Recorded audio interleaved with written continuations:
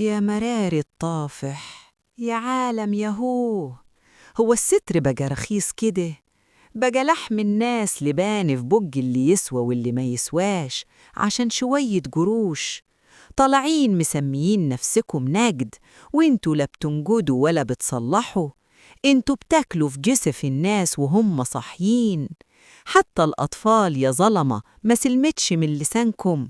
تنهشوا في لحم الصغيرين وتجرحوا في براءتهم، وعلى أساس إنكم بتنصحوا وبتقولوا موعظة.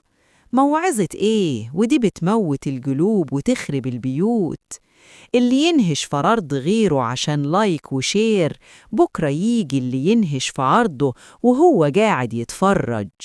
ونيجي نقول لكم يا ولاد الحلال ده حرام، والجرش اللي جاي من الفضايح سحت، تطلعونا إحنا اللي مرضى نفسيين وما بنفهمش. تقولوا أصل هم اللي مطلعين أسرار بيوتهم بنفسهم، يبقى حلال ننهش فيهم. وانتي يا بنتي يلي قاعدة تسمعي وتتفرجي على اللي بياكلوا في لحم الناس، هم حجتهم النجد وعايزين فلوس ومشاهدات. طب وانتي يا ضنايا بتدخلي تشوفي وتسمعي ليه؟ نبك ايه غير شيل الذنوب وتقطيع الفروة؟ لموا لحمكم وصونوا بيوتكم، البيوت اللي ملهاش باب الكل بيدوس فيها.